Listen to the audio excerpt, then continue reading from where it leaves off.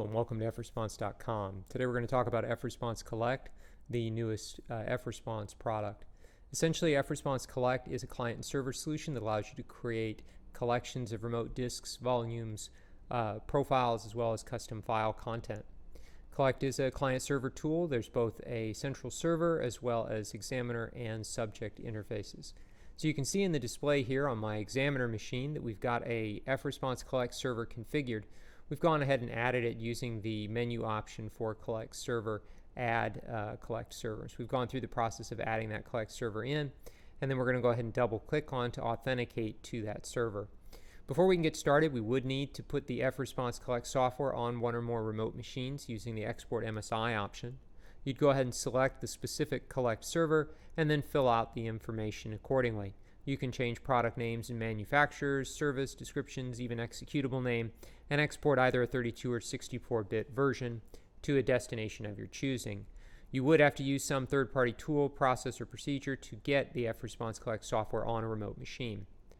So speaking of which, let's get right into it and start talking about collections, because that's what Collect is all about. It's about instructing remote subjects to create collections of their specific content. So we'll go through the process of creating a collection today. The individual steps are pretty straightforward. We have the first step in the wizard, of course. You give the collection a name. In this case, we'll just call it test. Then you select one or more machines that you would like to use in that collection. In this case, we'll select this Windows 10 subject and press the add button to add it in.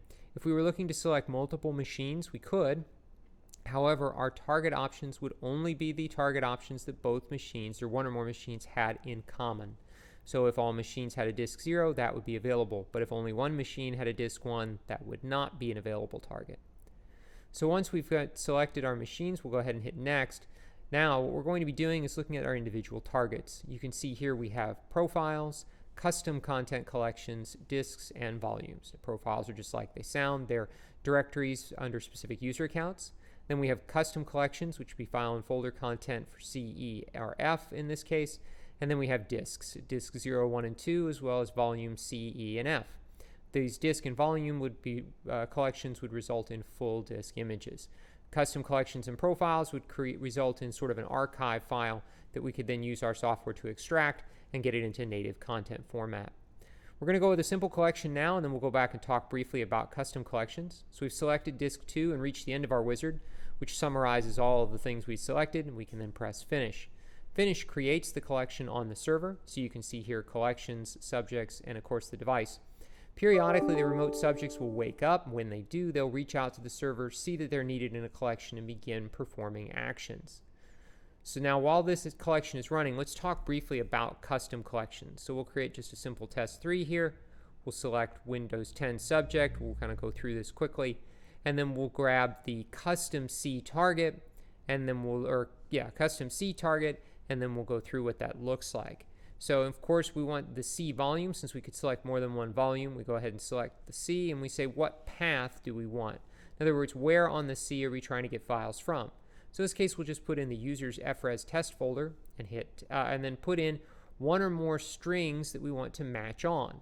So in this case, I'm going to use file extensions. So things like docx, XLS, XLSX, and doc. Now, I'm going to include these with the period or with the dot just to make sure we get them as extensions and not if they appear somewhere else in the name. We don't need to put in an asterisk ahead of it. In other words, we're just matching on the string content or substring content rather. We've got a couple of different options we could consider. We can always add additional directories. Adding an additional directory is as simple as selecting the individual volume and typing in its path. Let's say we had a directory called all files in the root we want to get data from. And let's say we want to get anything with the word FRES test in the file name. So it's a simple matter of adding those two values, and you can see we have yet another entry here below that will get matched on when we attempt to do the collection. Of course, anything that doesn't match, we just won't collect. All right, we're going to go ahead and hit cancel here because we don't want to create a collection. We've already got one running. Let's talk about that collection. When the remote machine is running and communicating with the system, it is designed to be robust and to handle drops in connectivity. So we've gone ahead and dropped over to that remote machine, and we can see that we've got it on the network and it's running. We're going to go ahead and disable it. In other words, we're going to knock that computer off the network in the middle of the imaging operation. This is very much like what imaging is like if you're looking at performing a full disk image over the internet or over a very distant remote network. Here you can see we're still in process, but that our percentage has stopped and the last update or last seen time has not changed. So it's a simple matter to re-enable the interface, and then what will happen is the remote system will begin to it will wake up, it will regain connectivity to the network. It will then reach out to the collect server to see if it was needed in a collection, at which point the collect server will give it a last saved position within 10 megabytes of where we left off, at which point the server, or the subject rather, will automatically resume and begin punching data. And here you can see that we went from 56 to 59%, and we continue climbing. So the process is pretty straightforward. This gives us the ability to instruct one or more remote subjects to create full disk, full volume, profile, as well as custom file or custom content collections rather, over the network in a sort of tool and vendor neutral manner. Depending on the collection type, the actual collection file format will be a little bit different. For full disk and full volume collections, what we'll get is we'll get a flat or DD style image, something that's definitely consumable in just about any forensic product. In addition, in our custom file collections as well as profile collections, what we'll receive is a archive file, something we call an FCTAR or an FResponse archive file.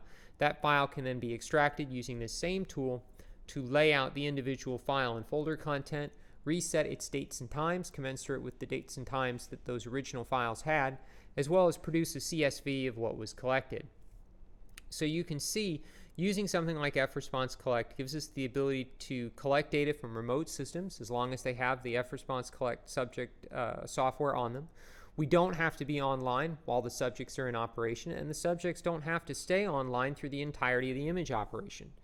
So it gives us a very robust and simple, straightforward process to get images from remote subjects to the server. Here you can see our image is complete. You can see not only we have the hashing information, but also the image itself, which we could download to our machine and open up in any forensic tool we'd like. So it gives you sort of a high-level overview of FResponse Collect. For more information on it, as well as scripting, pricing, and other options, you'll find all of those at www.f-response.com. Thanks, and have a great day.